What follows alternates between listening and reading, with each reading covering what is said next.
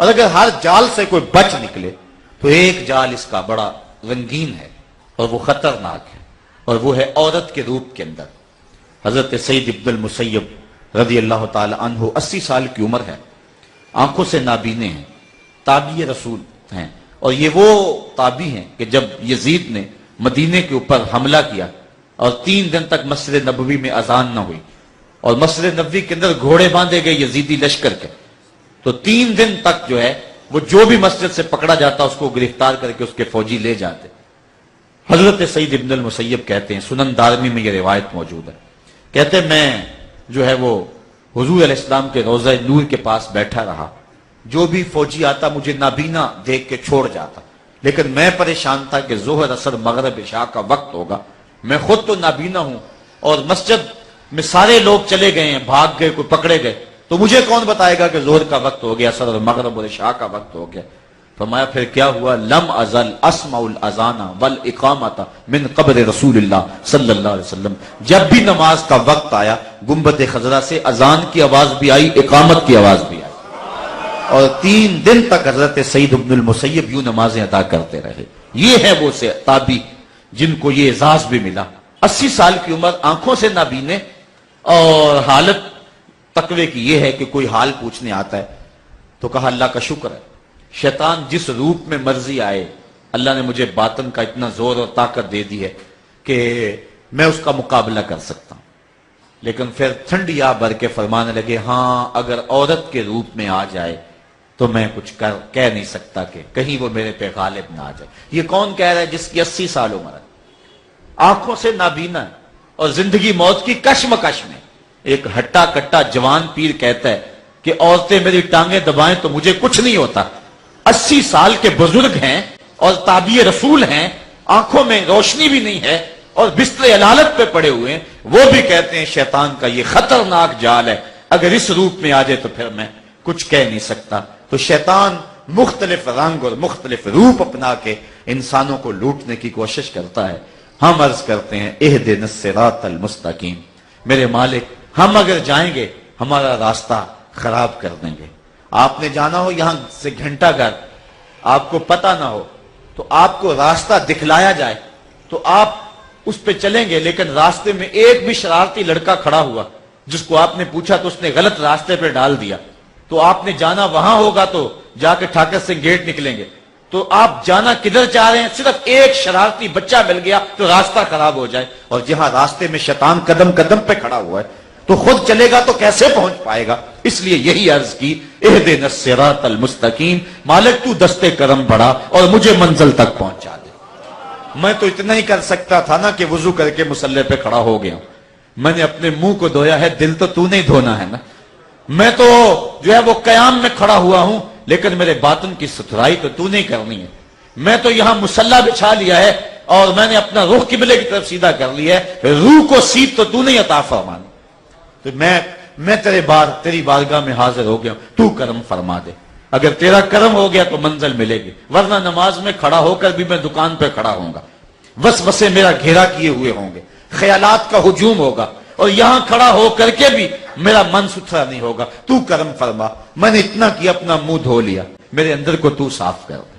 مجھے یاد آئی بغداد کی کہانی، ایک بزرگ کہتے ہیں میں بازار سے گزر رہا تھا کہ وہاں ایک شخص گندی نالی پہ گرا ہوا تھا اور نشے میں دھت تھا، انسانی ہمدردی کا جذبہ جاگا اور میں اس کو پکڑا اور اس کا پانی سے منہ دھویا، اس کو ہوش کروائی، اس کے گھر کا رخ دیا، رات پڑی، پچھلا پہر آیا، بغداد کی جامع مسجد میں تہجد ادا کرنے کے لیے جب میں داخل ہوا تو کیا منظر دیکھا کہ جس کا دوپہر کو میں نے منہ دھویا تھا وہی شرابی مصلی بچھائے نوافل ادا کر رہا ہے، اللہ کے حضور کھڑا ہوا ہے۔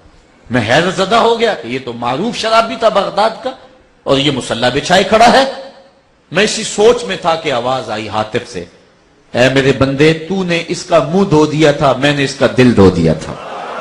ہم یہی عرض کرتے ہیں اہدنا الصراط المستقیم، مالک ہم نے اپنا منہ دھو لیا، دل تو ہمارا تو نہیں دھونا ہے، ہم تو اتنا ہی کر سکتے، ہم تو سجدے میں جا سکتے ہیں۔ وہ حضرت بایزید بسطامی والی کہانی کہ ان کے شہر بسطام میں تقدس کا جب ماحول پیدا ہو گیا اور گھر گھر روشنی کے چراغ جلنے لگے اور لوگ تقوی کے نور سے مالا مال ہو گئے، تو کہیں سے کوئی فاحشہ عورت آئی اور اس نے آ کے کوٹھے پہ ڈیرا جما لیا اور نوجوانوں کو ورغلانے لگی۔ کسی نے حضرت بایزید بسطامی کو بتایا، بایزید تیرا شہر لٹ رہا ہے، جس کو تو نے اپنے انفاس قدسیہ سے روشن کیا تھا اور اپنے جگر کا پانی دے کے جس کو سیراب کیا تھا، وہ لہلہاتا ہوا چمن باد سموم کی زد میں ہے اور وہ اجڑ رہا ہے۔ بایزید بسطامی نے مسلح پکڑا اور کندھے پہ ڈالا، اس فاحشہ عورت کے دروازے کے سامنے آ کے گلی میں بچھا دیا۔ اب جو بھی آتا حضرت بایزید کو دیکھ کر کے بھاگ جاتا۔ جب شام کے اندھیرے گہرے ہوئے، اس نے دیکھا کہ آج سج دھج کے بیٹھی ہوئی اور کوئی میرا گاہک ہی نہیں آیا ہے، کیا ماجرا ہوا؟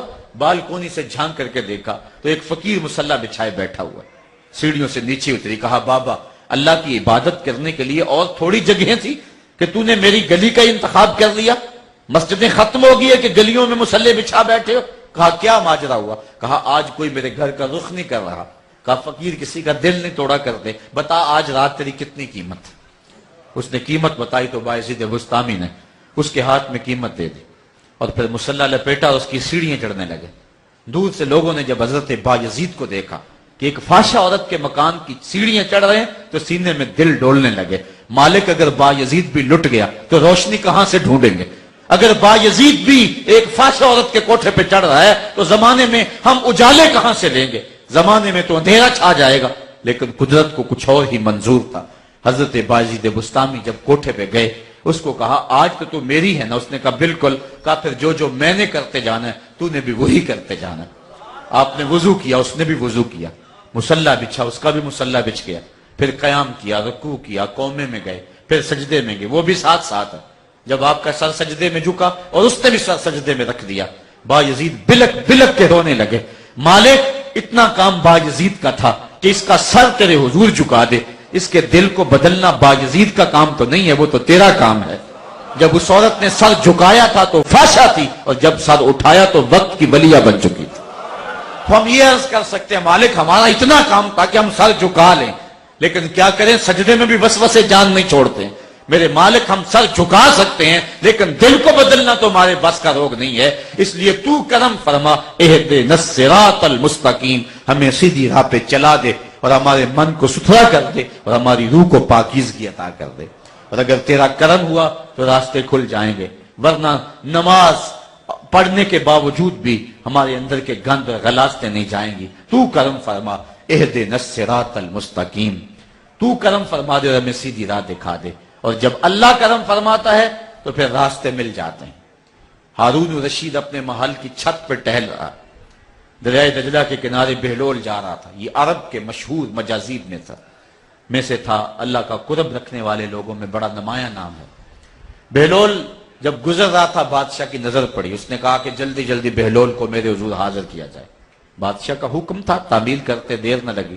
اوپر والوں نے نیچے ڈولی پھینکی، نیچے والوں کو اشارہ کیا، انہوں نے بہلول کو پکڑا، ڈولی میں رکھا، اوپر والوں نے کھینچا۔ 2 لمحوں کے بعد بہلول بادشاہ کے سامنے تھا۔ بادشاہ کہا بہلول ایک بات تو بتاؤ۔ پوچھا کیا؟ کہا خدا تک کیسے پہنچے ہو؟ بہلول نے 2 لفظی جواب دیا۔ جو اللہ والے ہوتے ہیں ان کی باتیں مختصر ہوتی ہیں، یہ نہیں کہ 5 گھنٹے کی تقریر نتیجہ کچھ بھی نہ۔ اقبال کہتا ہے بات میں سادہ و آزادہ، معانی میں دقیق، لہو خورشید کا ٹپکے اگر ذرے کا جگر چیرے۔ 2 لفظ لیکن من میں اترتے چلے جائیں۔ کہا بہلول بتاؤ خدا تک کیسے پہنچے؟ کہا جیسے تیرے تک پہنچا۔ کہا سمجھ نہیں آئی۔ کہا بات تو سادی سی تھی۔ کہا تفصیل چاہوں گا۔ کہا دیکھو بادشاہ، میں خود آنا چاہتا تو پہلے درخواست لکھتا، پھر دیوان خانے میں جاتا، پھر کئی دفاتر سے درخواست ہوتی ہوئی آپ تک پہنچتی، پھر بھی آپ کی مرضی پہ موقوف تھا ملاقات کا وقت دیتے نہ دیتے۔ میں چاہتا تو مہینے لگ جاتے، ملاقات ہوتی نہ ہوتی، اور جب آپ نے چاہا ہے تو 2 گھڑیاں بھی نہیں لگی۔ کہا جب بندہ چاہے کروڑوں سال بھی مشقت کرتا رہے، ریاضت کرتا رہے، کچھ نہیں ملتا، جب وہ چاہے تو 2 لمحے بھی نہیں لگتے۔ مانا کہ محبت کے سفر پہ ہر گام پہ 100 مشکل ہے، لیکن یہ سفر آسان بھی ہے اگر ساتھ تمہارا ہو جائے۔ تو یہی تو عرض کرتے ہیں اہدنا الصراط المستقیم۔ ہم نے تو کوشش کر کے دیکھ لی، ہم تو وضو بھی کیا، ہم نے تو جو ہے وہ مسلح بھی بچھایا، کپڑے بھی صاف پہنے، لیکن کیا کریں، ہم یہاں بیٹھے بھی، یہاں رکوع اور قیام میں بھی دکان پہ کھڑے ہیں، وسوسے جان نہیں چھوڑ رہے ہیں، ہم تو کوشش کر بیٹھے، قرب نہیں مل رہا۔ تو کرم کر اور منزل مقصود تک پہنچا دے۔ اور اگر تیرا کرم ہو گیا تو پھر منزل تک پہنچتے دیر نہیں لگے گی۔ اور دوسری بات، جو اس دولت پہ فائز المرام ہے، جس کو ہدایت نصیب ہے، وہ بھی یہی دعا مانگتا ہے، اہدنا الصراط المستقیم، جبکہ حضور علیہ السلام نے خود یہ دعا مانگی، اہدنا الصراط المستقیم۔ تو جب وہ ہدایت پہ گامزن ہیں تو پھر وہ کیوں کہہ رہے ہیں؟ تو ترمذی شریف کی ایک حدیث ہے جس سے اس کا معنی متعین ہوتا ہے، وہ یہ کہ جب کوئی شخص ہدایت کی دعا مانگتا ہے، ہدایت یافتہ ہے، تو اس سے معنی ثابت قدمی اور استقلال ہوگا۔ حدیث کے لفظ ہیں، حضور کثرت سے یہ دعا مانگا کرتے تھے، یا مقلب القلوب ثبت قلبی علی دینک، اے دلوں کے پھیرنے والے میرے دل کو دین پہ ثابت رکھنا۔ تو یہ دعا مانگتے ہیں، اللہ ثابت قدم رکھنا دین پہ۔ اور مومن کی یہ بھی دعا ہے، ربنا لا تزغ قلوبنا بعد اذ ہدیتنا وہب لنا من لدنک رحمہ انک انت الوہاب، اے اللہ میرے دل کو سیدھا کرنے کے بعد دوبارہ ٹیڑھا نہ کر دینا۔ اگر سیدھا ہے تو سیدھا ہی رہے۔ کتنے لوگ ہیں ان کا آخر ٹھیک نہیں ہوتا۔ ہمارے سامنے بلعم بن باورہ کی مثال موجود نہیں ہے، مستجاب الدعوات تھا، بنی اسرائیل کا ولی ہے، لیکن سمجھا کہ میں پتہ نہیں کتنا مقرب ہو گیا ہوں اور عمل کرتے کرتے نبی سے بھی بڑھ گیا ہوں۔ اس نے یہ سوچا اور اللہ کے نبی کے خلاف بد دعا کرنے کے لیے ہاتھ پھیلا گیا، لیکن زبان بل کھا گئی، جو کہنا نبی کے بارے میں تھا اپنے بارے نکل آیا اور زبان لٹک گئی۔ پھر اسی کے بارے قرآن نے کہا مثلہ کمثل الکلب، اس کی مثال تو کتے کی مثال ہے۔ تھا مستجاب الدعوات، ولیوں کی فہرست میں نام تھا اور مقبول بارگاہ تھا، لیکن آخر خراب ہو گیا اور کہا مثلہ کمثل الکلب، اس کی مثال کتے کی مثال ہے۔ اسی لیے میاں صاحب بولے نا، پڑھنے اتے مان کرینا تے نہ آکی میں پڑھیا، او جبار کہار صداوے متا روڑ دے وے دودھ کڑیا۔ یہ نہ ہو کہ سب کچھ خراب ہی ہو جائے۔ حضرت بایزید بستامی سے ایک بڑھیا نے پوچھا تھا، حضرت بتائیں میرے گدے کی 2 مچھیاں یا آپ کی داڑھی اچھی ہے؟ یہ مسئلہ کوئی مجھے پوچھے پھر جائے کہاں؟ لیکن حضرت بایزید بستامی چھم چھم رونے لگے، کہا بڑھیا تیرے سوالوں کا جواب فی الحال میرے پاس نہیں ہے۔ حضرت بایزید کا انتقال ہو گیا، بڑھیا کو خواب میں ملے، کہا میرا سوال اسی جگہ پہ کھڑا ہے، کہ اللہ کا فضل ہے میرا خاتمہ ایمان پہ ہو گیا، اب تیرے گدے کی دم کو میری داڑھی سے کیا نسبت ہو سکتی؟ اللہ اکبر۔ کہنے لگی بڑھیا بتائیے آپ کے رب نے آپ کے ساتھ سلوک کیا کیا؟ حضرت بایزید بستامی کا وصال ہوا تھا 70-72 سال کی عمر میں۔ تو فرمایا کہ جب میں اس کے روبرو حاضر ہوا تو مالک نے کہا اے بوڑھے بتا میرے پاس کیا لے کر آئے ہو؟ تو میں نے جواباً عرض کی مالک شہنشاہوں کی چوکھٹ پہ جب فقیر آئیں تو بادشاہ یوں تو نہیں کہا کرتے کیا لے کر آئے ہو، شہنشاہ تو فقیروں کو یہی پوچھتے ہیں کیا لینے آئے ہو۔ میں لے کر کچھ نہیں آیا، میں تیری رحمت لینے آیا ہوں، اللہ نے بغیر حساب کے میری مغفرت فرمائی۔ تو اس کی کرم نوازیوں کا یوں نور بھی بستا ہے۔ کتاب الایمان کے اندر امام بخاری نے حدیث بیان کی ہے، ایک تابعی کہتے ہیں میں 30 صحابہ سے ملاقات کی ہے اور سب کو میں نے سخت فکر مند پایا اس بارے میں۔ وہ کہتے تھے ہمارا آخر ٹھیک ہو جائے، ہمارا خاتمہ ایمان پہ ہو جائے، اس لیے کہتے ہیں اہدنا الصراط المستقیم، میرے مالک اگر تو نے ہمیں استقامت کے راستے پہ اور ہدایت کی راہوں پہ گامزن رکھا ہے تو ایسا نہ ہو ہمارا پاؤں پھسل جائے اور آخر خراب ہو جائے۔ اے اللہ ہمیں اس راہ پہ گامزن رکھنا۔ اور پھر آج کل تو اور بھی زیادہ ضرورت ہے اس دعا کے مانگنے کی کہ ایک شخص کو 70-72 آدمی کھینچ رہے ہیں، وہ جائے تو کدھر جائے؟ ہر بندہ تو قرآن پڑھ رہا ہے، ہر بندہ تو حدیثیں سنا رہا ہے، اور 72-73 ایک سے برعکس بات کہہ رہے ہیں، سارے سچے بھی نہیں ہو سکتے۔ ایک عام آدمی پریشان ہوتا ہے، وہ کاروبار کرے یا کہ جو ہے وہ ان بکھیڑوں میں پڑے، وہ سمجھتا ہے کہ میں جاؤں تو کدھر جاؤں؟ ہر بندہ تو قرآن پڑھ کے سنا رہا ہے، اسے تو نہیں پتا کہ بتوں والی آیتیں جو ہیں وہ ولیوں پر چسپاں کی جا رہی ہیں، وہ پریشان ہو جاتا ہے۔ عجیب اذیت ہے۔ وہ کبھی آپ نے لاری اڈے پہ دیکھا ہوگا کنڈکٹر جو حال کرتے ہیں سواری کا، ایک بچہ کھینچ کے لے گیا، دوسرا سامان کھینچ کے لے گیا، تیسرا بڑھیا کو بازو سے پکڑ کے کھینچ کے لے جا رہا ہے، اور بعض کا عورتیں غصے میں آ جاتی ہے، وہ کہتے ہیں چھوڑ دو ہم نے کہیں بھی نہیں جانا۔ تو یہی حال ہوتا ہے، بعض لوگ کہتے ہیں ہم گاڑی پاڑ لیں گے یار، یہ عجیب ماجرا ہے، کوئی ادھر سے کھینچ رہا ہے کوئی ادھر سے کھینچ رہا ہے۔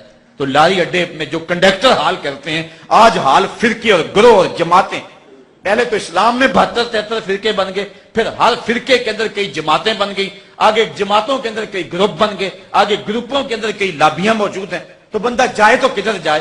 تو اسی کی بارگاہ میں عرض کرے اہدنا الصراط المستقیم، مالک تو میرے لیے رحمت کے دروازے کھول دے، اگر تیرا کرم ہو گیا تو مجھے راستہ مل جائے گا، ورنہ یہ لوگ تو مجھے منزل تک نہیں جانے دیں گے، کوئی ادھر سے کھینچے گا، کوئی ادھر سے کھینچے گا، اور مجھے ساری زندگی الجھنوں سے نہیں نکل دیں گے۔ میرا جو ہے وہ ذہنی کلیئر نہیں ہوگا، پتہ نہیں یہ صحیح ہے، ساری زندگی تشکیک اور اضطراب کے زخم رستے رہیں گے اور مجھے تیقن کا نور نصیب نہیں ہوگا۔ تو کرم فرما اور تو رحمتوں کے اجالے مجھے دے، اور میرا اپنا دستے کرم بڑھا، اور اے اللہ مجھ مسکین کا ہاتھ پکڑ لے، میں کمزور ہوں۔ انسانوں کی صورت کے اندر بھی شیاطین موجود ہیں اور شیاطین بھی موجود ہیں، کہیں ایسا نہ ہو کہ میں ان گلیوں کے اندر رل کے مر جاؤں اور منزل ہی نصیب نہ ہو۔ تو کرم فرما اور مجھے منزل مقصود تک پہنچا دے۔ یہ مفہوم ہے اہدنا الصراط المستقیم کا۔ اللہ میرے لیے، آپ کے لیے اور آپ سب کے لیے اور پوری امت مسلمہ کے لیے ہدایت کے دروازے کھول۔